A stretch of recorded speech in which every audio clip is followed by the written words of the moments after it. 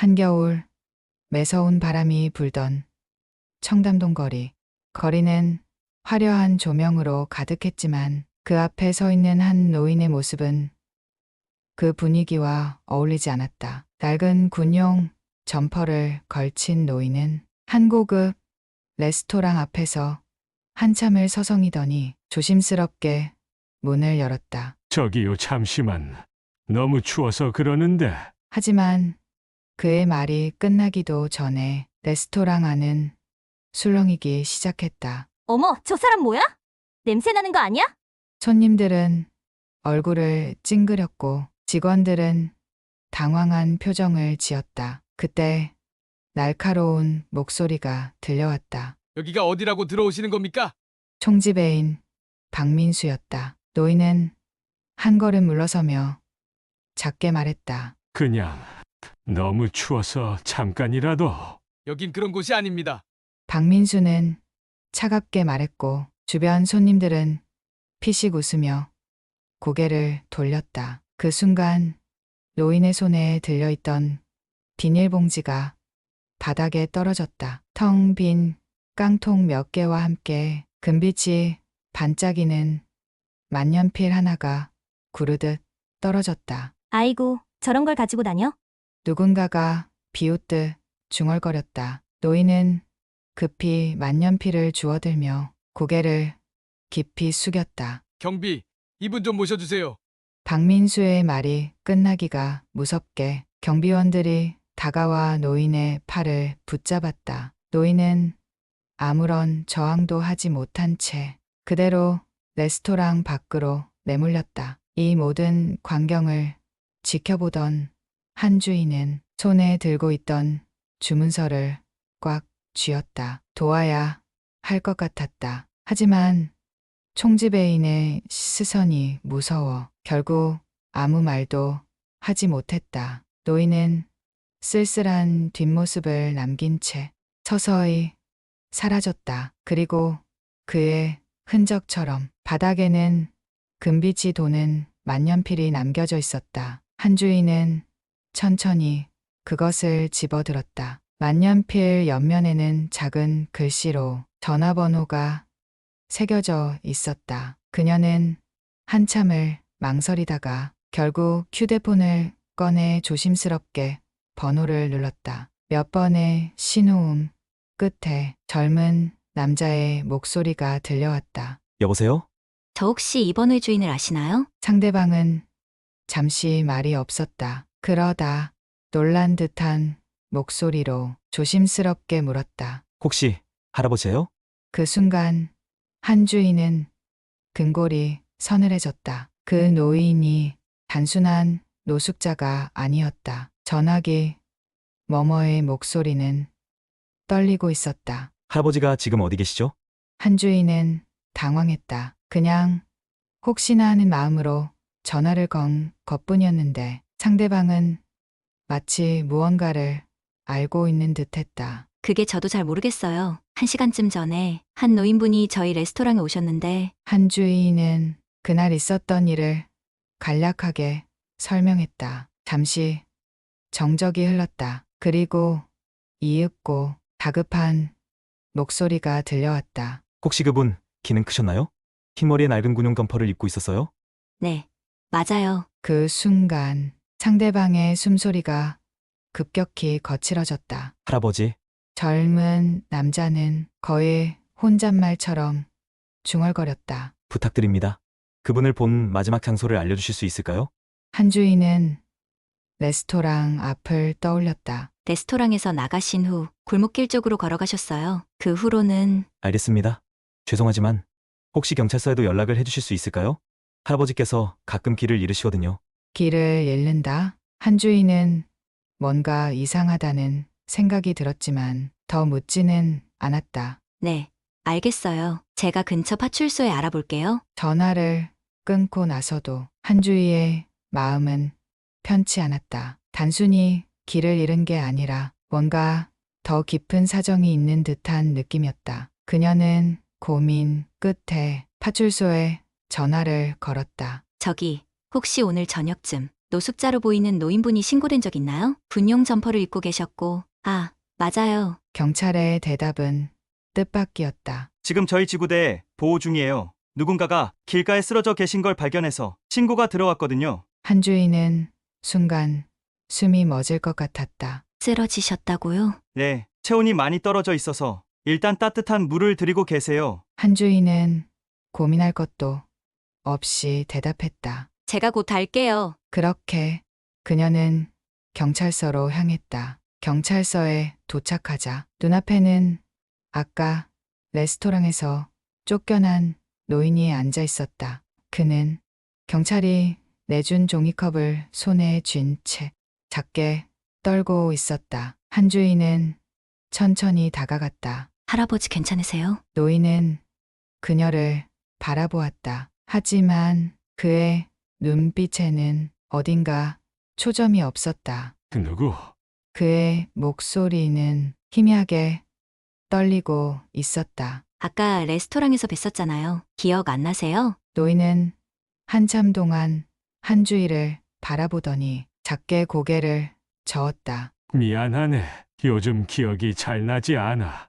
그 순간 한주희의 등 뒤에서 급히 문을 여는 소리가 들렸다. 할아버지! 아직은 목소리였다. 전화기 너머에서 들었던 바로 그 남자의 목소리. 그녀가 고개를 돌리자 한 남자가 다급한 표정으로 경찰서 안으로 들어왔다. 말끔한 정장 차림의 젊은 남자. 그는 곧장 노인 앞으로 달려와 노인의 손을 꼭 붙잡았다. 할아버지, 괜찮아요? 노인은 그 남자를 멍하니 바라보았다. 그리고 잠시 후에야 그제서야 작게 중얼거렸다. 명준이, 그 순간 젊은 남자의 눈이 흔들렸다. 네, 저예요. 명준이요. 그는 떨리는 손으로 노인의 손을 감싸 쥐었다. 그 장면을 바라보던 한주인은 조심스럽게 물었다. 혹시 두 분이 가족이세요? 젊은 남자는 천천히 고개를 끄덕였다. 네, 이분은 제 할아버지세요. 그리고 잠시 머뭇거리다 덧붙였다. 대한민국 최대 식품 기업 명보식품의 회장이기도 합니다.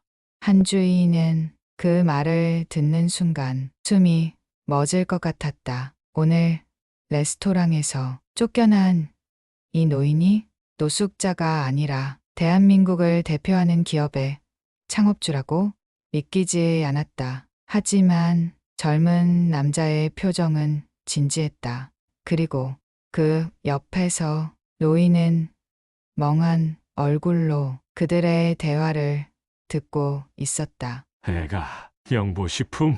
그는 자신의 이름을 확인하듯 되뇌었다. 하지만 그 표정에는 어딘가 불안한 기색이 서려 있었다. 그 순간 한주인은 깨달았다. 이 노인은 단순히 길을 잃은 게 아니었다. 그는 기억을 잃고 있었다. 한주인은 믿기지가 않았다. 지금까지 노숙자인 줄 알았던 노인이 대한민국 최대 식품 기업 명보식품의 창업주라니. 하지만 눈앞의 노인은 자신이 누구인지조차 명확히 기억하지 못하고 있었다. 애가 영보식품.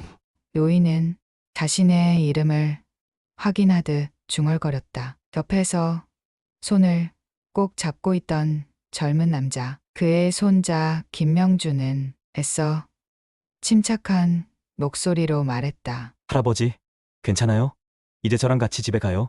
그러나 노인은 여전히 멍한 표정을 지었다. 아직 그 한마디가 김명준의 가슴을 더욱 아프게 만들었다. 한주인은 그 모습을 바라보며 조심스럽게 물었다.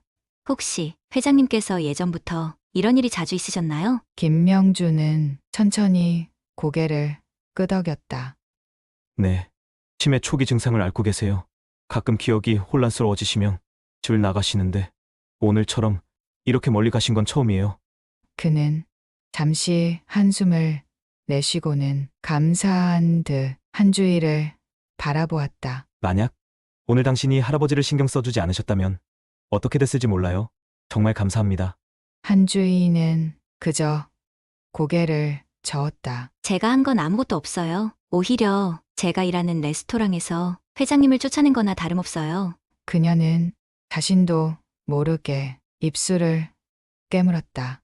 그때 도와드릴 수 있었는데 차마 나서지 못했어요. 김명주는 그녀의 표정을 보고 부드럽게 말했다. 그 상황에서 할 수 있는 최선을 다하셨잖아요. 그 덕분에 이렇게 할아버지를 찾을 수 있었고요. 한주희는 그 말을 듣고도 마음이 편치 않았다. 아무튼 이제 집에 가신 거죠? 그녀가 묻자 김명주는 고개를 끄덕였다. 네. 이제 모시고 가야죠.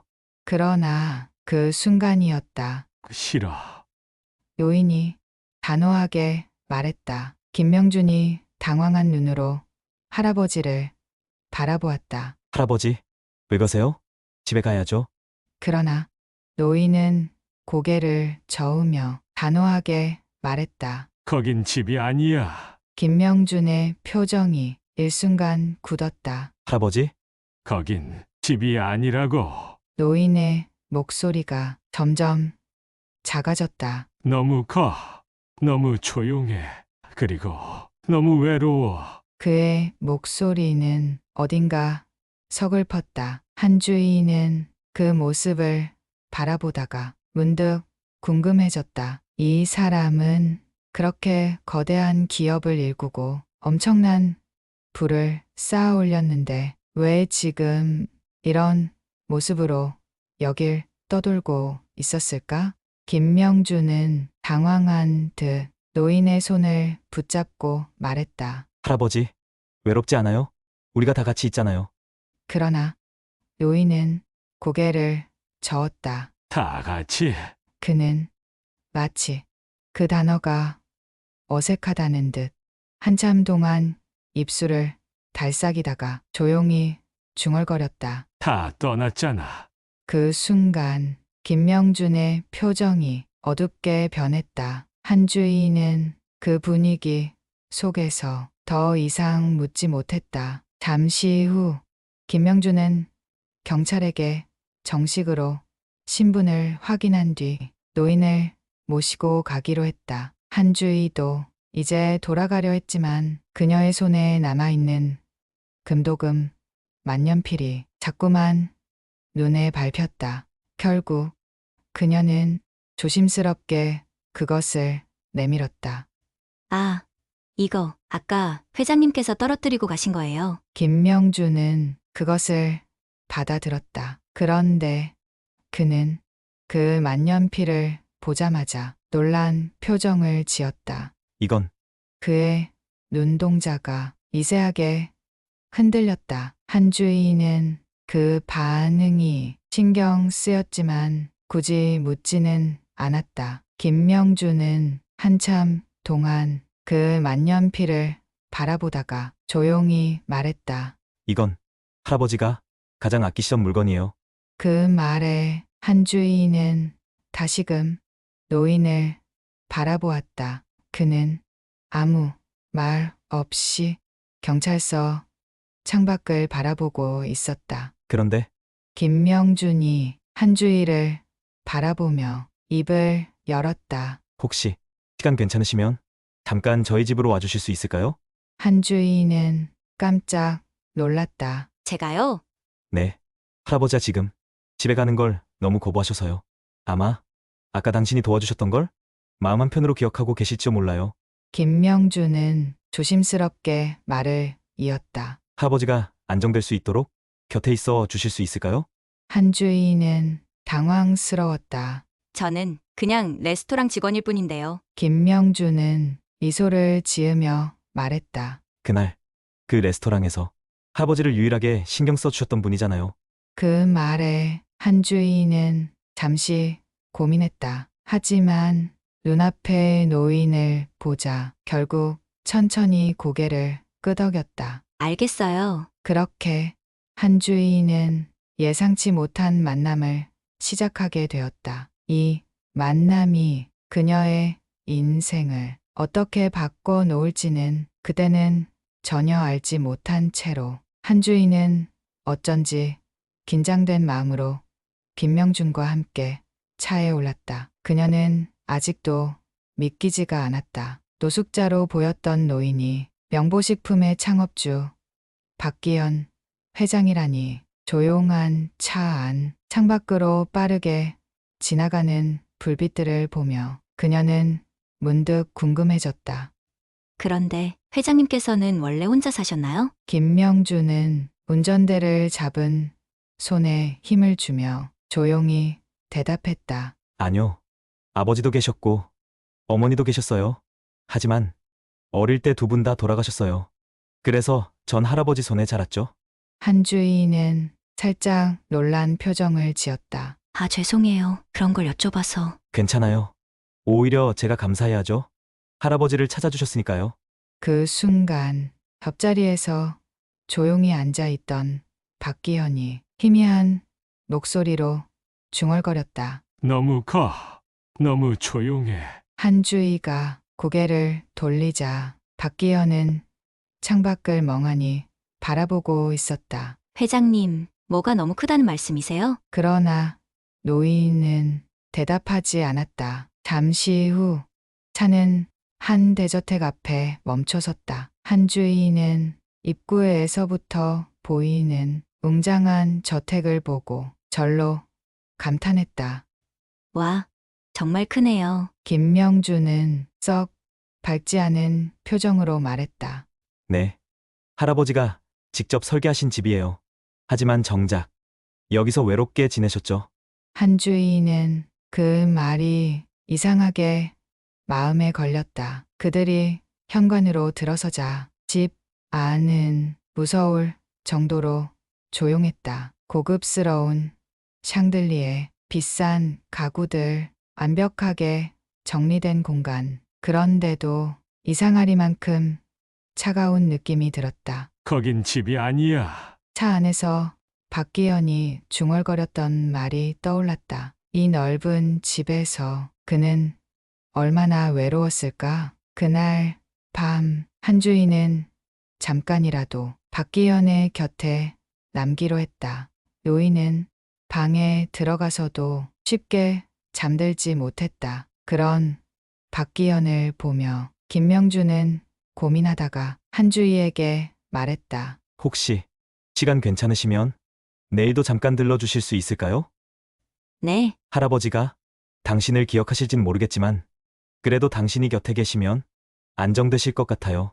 한주희는 망설이다가 조용히 고개를 끄덕였다. 알겠어요. 그렇게 그녀는 다음 날도 그 다음 날도 박기현을 보러 갔다. 그는 매일 같은 자리에 앉아 창밖을 바라보았다. 한주희는 그가 점점 궁금해졌다. 회장님은 왜 명보식품을 만드셨나요? 그녀의 질문에 박기현은 잠시 생각에 잠기더니 조용히 입을 열었다. 배고픈 사람이 없었으면 했어. 한주희는 뜻밖의 대답에 놀라며 박기현을 바라보았다. 그는 희미한 미소를 지으며 과거를 떠올렸다. 전쟁이 끝난 후 모두가 가난했지. 밥 한 끼 먹는 것도 쉬운 일이 아니었어. 그때 결심했어. 누구나 쉽게 먹을 수 있는 음식을 만들겠다고. 그는 천천히 한숨을 쉬었다. 하지만 살다 보니 그 초심을 잃었지. 그 말이 이상하게 아프게 들렸다. 며칠 뒤 김명준이 조심스럽게 한주희에게 말했다. 한주희 씨, 네, 우리 할아버지가 당신한테 부탁드리고 싶은 게 있으세요. 저한테요? 네. 할아버지가 말씀하시길 마지막으로 한 가지 하고 싶은 일이 있다고 하셨어요.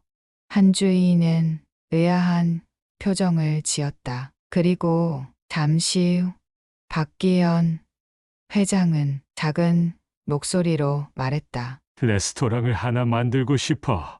한주희는 순간 숨이 멎을 것 같았다. 레스토랑이요? 하지만 돈 많은 사람들을 위한 곳이 아니야. 누구든 와서 따뜻한 한 끼를 먹을 수 있는 곳. 박기현은 창밖을 바라보며 작은 미소를 지었다. 이번엔 정말 좋은 식당을 만들어 보고 싶어. 그 말이 한주희의 마음을 흔들었다. 정말 그렇게 하실 건가요? 그래, 박기현의 눈빛에는 오랜만에 강한 의지가 담겨 있었다. 김명준이 살짝 웃으며 말했다. 그래서 혹시 한주희 씨가 그걸 같이 해주실 수 있을까 해서요. 한주희는 순간 당황했다. 제가요? 네. 할아버지는 당신이 그 일을 해주셨으면 하세요.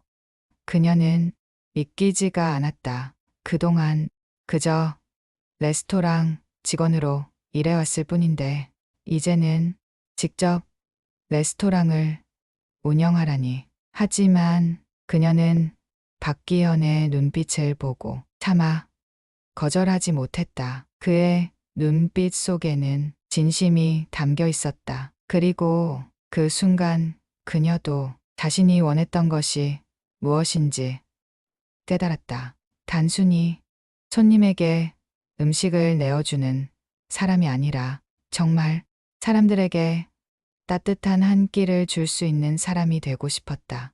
그녀는 깊이 숨을 들이쉬고 천천히 말했다. 제가 할게요. 그렇게 그녀의 새로운 도전이 시작되었다. 새로운 레스토랑의 이름은 온기, 사람을 차별하지 않는 누구나 따뜻한 한 끼를 먹을 수 있는 곳.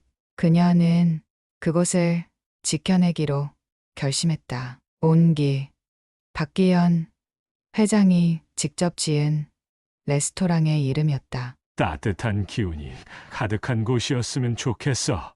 그 말처럼 이곳은 돈이 아니라 사람을 위한 공간이 될 예정이었다. 그런데 레스토랑을 운영한다는 게 그렇게 간단한 일이 아니었다. 한주희는 어디서부터 시작해야 할지 막막했다. 레스토랑을 해본 적도 없고 운영이라는 건 더더욱 모르는데 그녀는 한숨을 내쉬었다. 하지만 박기현은 그저 웃으며 말했다. 내가 손님을 진심으로 대할 줄 아는 사람이잖아. 그거면 됐어. 그 한마디가 한주희의 마음을 움직였다. 그녀는 정말 좋은 레스토랑을 만들고 싶어졌다. 누구든 와서 따뜻한 밥을 먹을 수 있는 곳.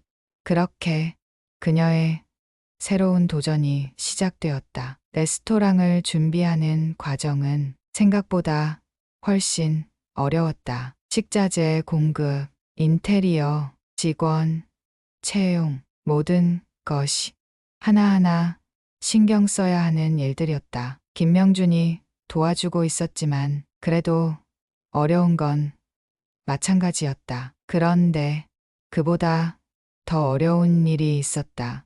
바로 사람들의 편견이었다. 어디서 듣도 보도 못한 애가 레스토랑을 한다고? 명보식품 회장이랑 친분이라도 있나 보네. 뭘 하든 상관없지만 돈 안 되는 식당이면 오래 못 가겠지. 한주희는 그런 말들을 들으면서도 꿋꿋하게 준비를 해 나갔다. 하지만 진짜 문제는 따로 있었다. 어느 날 김명준이 굳은 표정으로 찾아왔다. 큰일 났어요. 왜요? 무슨 일이에요? 우리 쪽으로 식자재 공급을 해주기로 했던 업체들이 갑자기 계약을 취소했어요. 네, 갑자기요? 한주희는 이해가 되지 않았다. 왜요? 우리 쪽에서 문제가 있었던 건가요? 그게 아니라 누군가 압력을 넣은 것 같아요. 한주희는 순간 머릿속이 복잡해졌다. 그리고 곧바로 떠오른 얼굴이 있었다. 박민수. 자신이 일했던 청담동의 고급 레스토랑 총지배인. 그는 처음부터 한주희가 레스토랑을 연다는 사실을 탐탁지 않게 여겼다. 괜히 이상한 식당 만들어서 우리 손님들 눈살 찌푸리게 하지 마. 그가 했던 말이 떠올랐다. 한주희는 입술을 깨물었다. 어떻게 해야 하죠? 김명준은 잠시 고민하더니 결단을 내렸다. 직접 식재료를 구하러 가야겠어요. 그렇게 한주인은 김명준과 함께 직접 식자재를 구하기 위해 전국의 농장과 시장을 찾아다녔다. 제철 채소를 키우는 농장, 바다에서 갓 잡아 올린 생선을 파는 어시장, 작지만 정직한 가게들. 한주인은 그들과 직접 이야기를 나누고 식자재를 공급받기로 했다. 그 과정에서 그녀는 깨달았다. 이 레스토랑은 단순히 음식을 파는 곳이 아니라 진짜 사람들과 연결되는 곳이 되어야 한다는 것을. 그렇게 기존의 대형 식자재 업체들과는 다르게 작지만 정직한 공급처들과 손을 잡았다. 결국 모든 준비가 마무리되었다. 기재 온기의 문을 열 시간이었다. 드디어 개업 첫날 한주인은 긴장된 마음으로 문을 열었다. 과연 이곳을 찾아오는 손님이 있을까? 그녀의 걱정과 달리 가게 안에는 조용히 걸어 들어오는 손님이 있었다. 허름한 옷차림의 할머니였다. 어서 오세요. 한주인은 미소를 지으며 말했다. 할머니는 주변을 살피더니 조심스럽게 물었다. 여기 정말 돈 없어도 밥을 먹을 수 있는 곳인가요? 한주인은 고개를 끄덕였다. 네, 그렇습니다. 할머니는 한참 동안 그녀를 바라보다가 눈시울을 붉혔다. 이런 곳이 정말 있었네요. 그녀는 그 말을 듣는 순간 가슴이 뭉클해졌다. 온기는 이제 막 첫 걸음을 내디뎠다. 그리고 그 온기는 점점 더 많은 사람들에게 퍼져나갈 것이다. 온기가 문을 연 지 일주일. 처음에는 소문을 듣고 찾아온 몇몇 손님들 뿐이었다. 하지만 입소문은 빠르게 퍼졌다. 여기 진짜 따뜻한 식당이래. 돈이 없어도 밥을 먹을 수 있대. 음식이 되게 정성스럽고 맛있다더라. 조용히 시작된 레스토랑이었지만 점점 더 많은 사람들이 찾아왔다. 그런데 그 속에는 한주희가 예상하지 못한 손님들도 있었다. 어느 날 저녁 가게의 문이 열리며 거친 분위기에 남자들이 들어왔다. 야, 여기 진짜 돈 없이도 밥 준대? 누군가의 말에 그들 중 한 명이 피식 웃으며 말했다. 그럼 우리도 한 끼 얻어먹어 볼까? 한주희는 그들을 보며 조용히 인사를 건넸다. 어서 오세요. 그들은 레스토랑을 둘러보며 의자에 털썩 앉았다. 야, 여기 메뉴판도 있네. 근데 진짜 공짜야? 먹고 튀어도 되는 거 아니야? 그 말에 주변 손님들이 살짝 긴장하는 기색을 보였다. 그러나 한주인은 차분한 목소리로 말했다. 네, 여기서는 누구나 따뜻한 한 끼를 먹을 수 있습니다. 하지만 이곳의 규칙을 지켜주셔야 합니다. 그들 중 한 명이 비웃듯이 물었다. 규칙?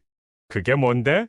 한주인은 미소를 지으며 말했다. 여기서는 서로를 존중해야 합니다. 그리고 이 공간을 소중하게 생각해 주셨으면 해요. 그 순간 그들 중 한 명이 턱을 괴며 말했다. 그럼 우리가 싸우지만 않으면 된다는 거네? 그는 살짝 비꼬듯 웃었다. 그리고 곧바로 메뉴판을 던지듯 내려놓았다. 좋아. 그럼 우리도 밥 좀 먹어보자고. 그렇게 그들은 밥을 시켰다. 그리고 음식을 받은 후에는 아무 말 없이 먹기 시작했다. 한주인은 그들을 유심히 지켜보았다. 한 명은 밥을 허겁지겁 먹고 있었고 다른 한 명은 조용히 국을 떠먹고 있었다. 그 모습을 보니 이들이 배고파서 온 것 같다는 생각이 들었다. 그런데 그 순간이었다. 가게의 문이 다시 열리며 또 다른 손님들이 들어왔다. 이번에는 한 여성이 초등학생쯤 되어 보이는 아이와 함께였다. 그녀는 살짝 머뭇거리며 작은 목소리로 말했다. 여기 정말 돈이 없어도 밥을 먹을 수 있는 곳인가요? 한주인은 환하게 미소 지으며 말했다. 네, 물론입니다. 어서 오세요. 그 순간 아까 들어왔던 거친 남자들이 서로 눈짓을 주고받았다. 그리고 갑자기 한 명이 자리에서 일어나더니 한주일을 바라보며 말했다. 됐어. 우리 밥값 낼게. 한주인은 조금 놀란 표정을 지었다. 네, 그냥 갑자기 공짜로 먹고 가는 게 좀 미안해졌어. 그들은 식사비를 계산하고 조용히 가게를 떠났다. 한주인은 그들을 바라보며 가만히 생각했다. 온기의 의미가 조금씩 퍼지고 있다는 걸 느낄 수 있었다. 그러나 이 기쁨도 잠시 그녀에게 첫 번째 위기가 찾아왔다. 그날 밤 김명준이 급히 전화를 걸어왔다. 큰일 났어요. 온기에 대해 좋지 않은 소문이 퍼지고 있어요. 네, 어떤 소문이요? 온기가 노숙자들만 모이는 식당이라는 이야기가 돌고 있어요. 한주인은 순간 가슴이 철렁 내려앉았다. 그게 뭐가 문제죠? 청담동에 있는 가게잖아요. 근처 다른 가게들이 손님이 줄어든다고 항의하고 있어요. 심지어 일부 손님들은 이런 식당이 있으면 동네 분위기가 나빠진다면서 민원을 넣고 있어요. 한주인은 순간 말문이 막혔다. 그녀는 단지 따뜻한 식당을 만들고 싶었을 뿐이었다. 하지만 세상은 그것을 곱게 보지 않는 모양이었다. 그리고 이 소문을 퍼뜨리고 있는 사람이 누군지 알아내는 데는 오랜 시간이 걸리지 않았다.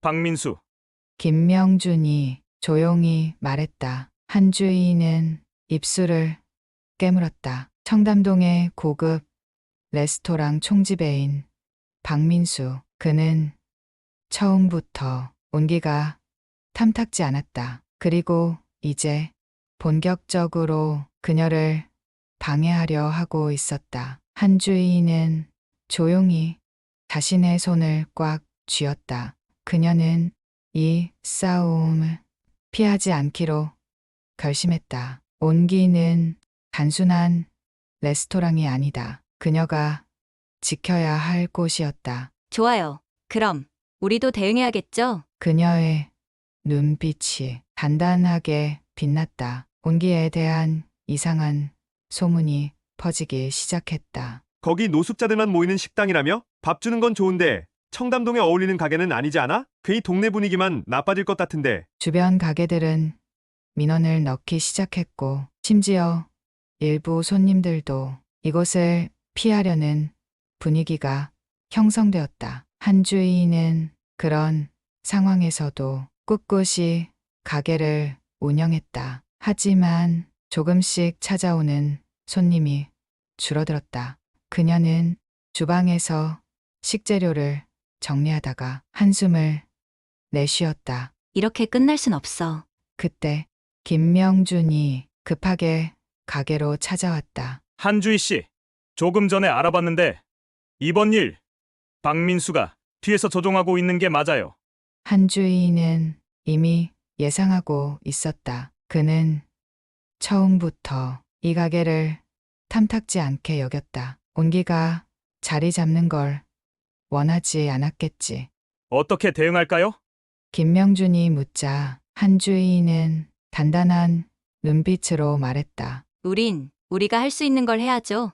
그녀는 우선 온기의 진짜 의미를 알리는 일부터 시작했다. SNS를 통해 이곳을 방문한 손님들의 후기를 공유하고 온기가 단순히 무료 식사를 제공하는 곳이 아니라 모두에게 열린 공간이라는 걸 알렸다. 그리고 이 가게를 도와주고 싶은 사람들이 조금씩 모이기 시작했다. 어느 날 가게 문을 열고 한 여성이 들어왔다. 안녕하세요.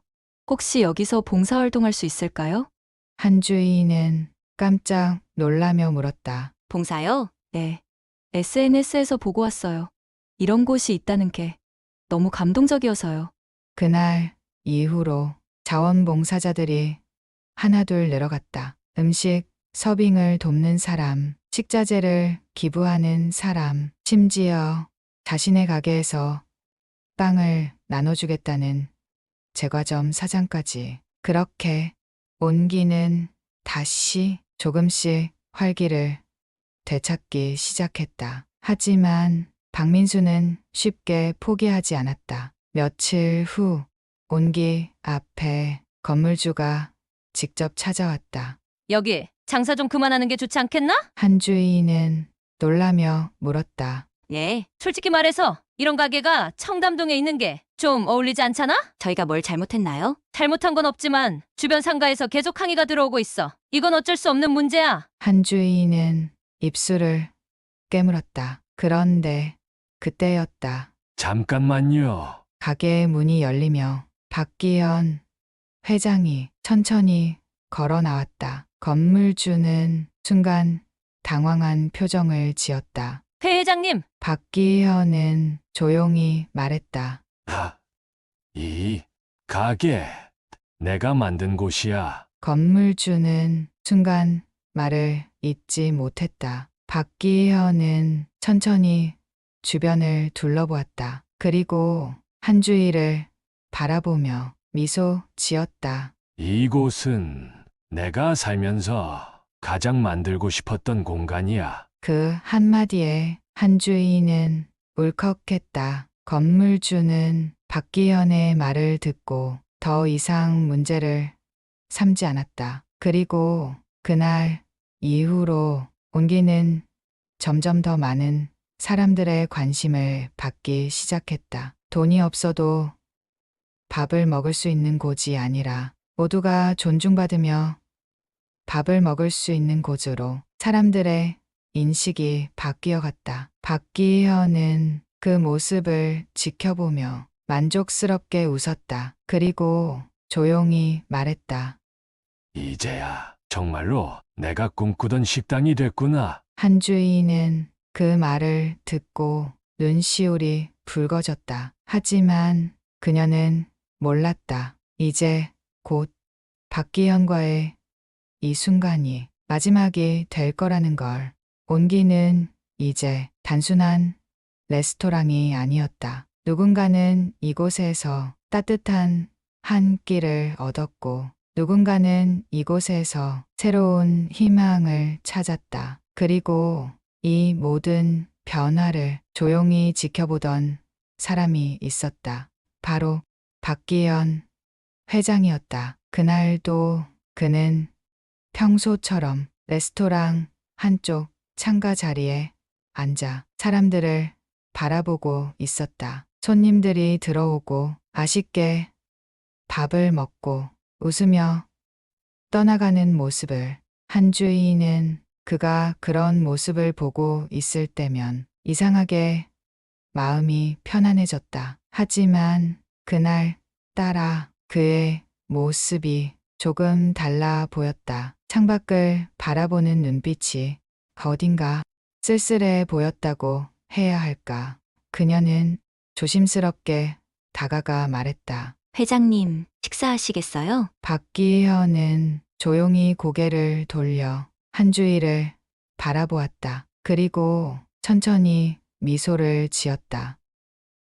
아니, 오늘은 그냥 이렇게 보고만 있을게. 그의 목소리는 평소보다 조금 더 나지막했다. 한주인은 괜히 가슴이 철렁했다. 어디 편찮으세요? 그는 잠시 말이 없다가 천천히 고개를 저었다. 아니, 그냥 지금 이 순간이 참 좋구나 싶어서. 그 말에 한주인은 이상하게도 눈물이 날 것 같았다. 그날 밤 한주인은 박기현을 배웅했다. 내일 또 오실 거죠? 그녀의 질문에 그는 부드럽게 웃으며 말했다. 그럼 내일 또 보자. 그리고 그는 천천히 걸어가 차에 올랐다. 한주희는 그 뒷모습을 보며 이상한 불안감을 느꼈지만 별다른 말은 하지 않았다.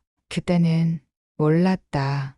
그게 그와의 마지막 인사가 될 줄은. 다음 날 아침 김명준이 급하게 가게로 뛰어들어왔다. 숨을 헐떡이며 한주희를 찾았다. 한주희 씨, 그녀는 놀라며 달려갔다. 무슨 일이에요? 그 순간 김명준의 입술이 미세하게 떨렸다. 그리고 그는 차마 말하지 못하고 손에 들린 신문을 내밀었다. 한주희는 조심스럽게 신문을 받아들었다. 그리고 일면에 적힌 굵은 활자의 기사 제목을 읽었다. 명보식품 창업주 박기현 회장 자택에서 별세. 그 순간 모든 것이 멈춘 것 같았다. 장례식은 조용하게 치러졌다. 많은 사람들이 그를 기억하며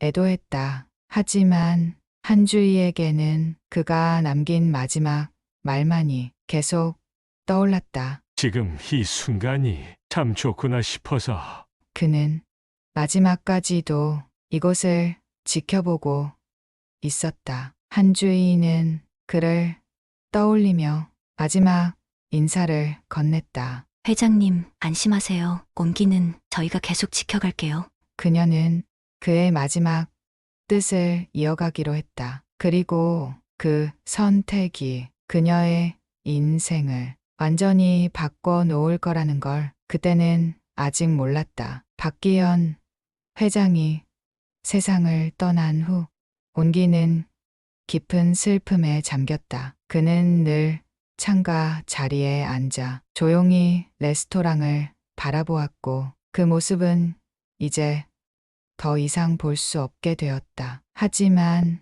그가 남긴 것은 사람들의 마음속에 깊이 남아 있었다. 장례식이 끝나고 얼마 지나지 않아 한주희는 김명준을 찾아갔다. 회장님께서 남기신 말씀 중에 가장 기억에 남는 게 있어요. 김명준은 조용히 고개를 들었다. 뭐였죠? 한주희는 창밖을 바라보며 천천히 말했다. 이번엔 정말 좋은 식당을 만들어 보고 싶어. 그 말을 하던 박기현의 표정이 아직도 생생했다. 그는 단순히 사업이 아닌 진짜 사람을 위한 공간을 만들고 싶어 했다. 김명준은 깊은 한숨을 내쉬며 말했다. 그래서 그분께선 온기를 마지막 작품으로 남기신 거겠죠?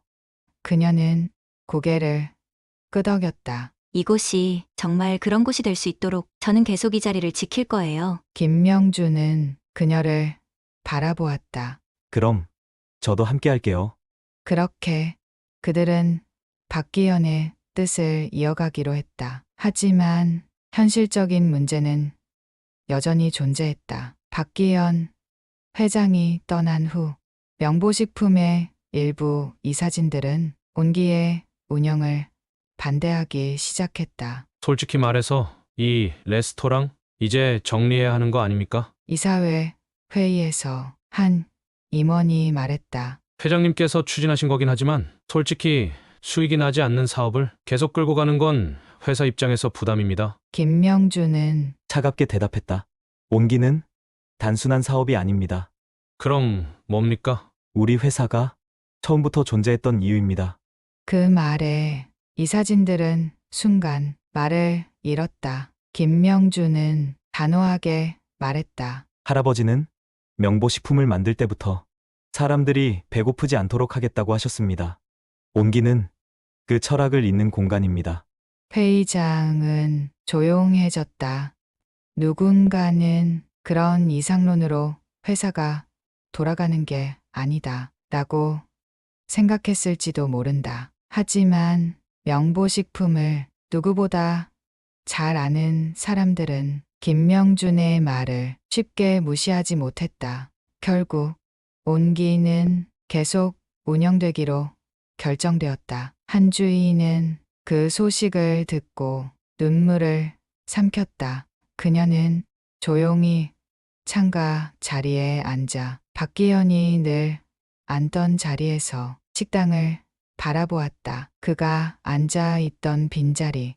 하지만 그의 온기는 여전히 이곳에 남아 있었다. 박기현 회장이 떠난 후 온기는 변함없이 그 자리를 지키고 있었다. 하지만 그가 남긴 유산은 단순히 레스토랑 하나가 아니었다. 사람들은 온기를 통해 무언가를 배우고 변해가고 있었다. 어느 날 한주희는 가게에서 익숙한 얼굴을 마주쳤다. 예전에 반쯤 장난처럼 찾아와 밥 공짜로 준다며?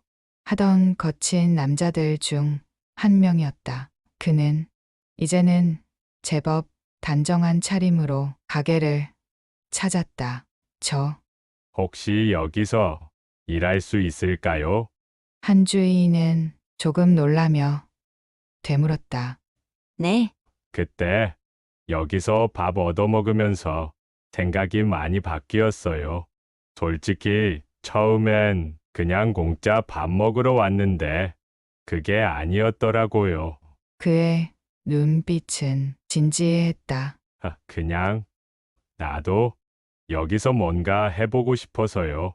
한주희는 그 말을 듣고 조용히 미소를 지었다. 그렇게 그는 온기의 직원이 되었다. 그뿐만이 아니었다. 언젠가 어린 아들과 함께 밥을 먹으러 왔던 한 여성이 다시 찾아왔다. 그녀는 예전보다 더 밝은 표정을 하고 있었다. 저 이제 작은 가게에서 일할 수 있게 됐어요. 그녀는 활짝 웃으며 말했다. 그때 여기서 밥을 먹으면서 많이 힘을 얻었어요. 그리고 이제는 저도 누군가에게 도움을 주고 싶어요. 그녀는 작은 봉투를 내밀었다. 많은 돈은 아니지만 조금이라도 보탬이 되고 싶어서요. 한주희는 그 봉투를 받고 가슴이 뭉클해졌다. 그리고 한 사람 더. 박기현 회장이 떠난 후 그의 자리를 채운 사람은 다름 아닌 김명준이었다. 하지만 그 역시 이제는 단순히 회사의 후계자가 아니었다. 그는 명보식품을 단순한 기업이 아닌 더 많은 사람들에게 따뜻한 온기를 전하는 곳으로 만들고 있었다. 그렇게 온기는 단순한 레스토랑이 아닌 사람들이 변화하는 공간이 되었다. 한주희는 그 변화를 바라보며 조용히 생각했다. 회장님, 이제 정말 좋은 식당이 된 것 같아요. 그녀는 창밖을 바라보며 작게 미소 지었다. 그리고 오늘도 변함없이 온기의 문을 열었다. 오늘도 사연 정류장에서 사연 들어주셔서 감사합니다. 재미있게 들으셨다면 구독과 좋아요 부탁드립니다.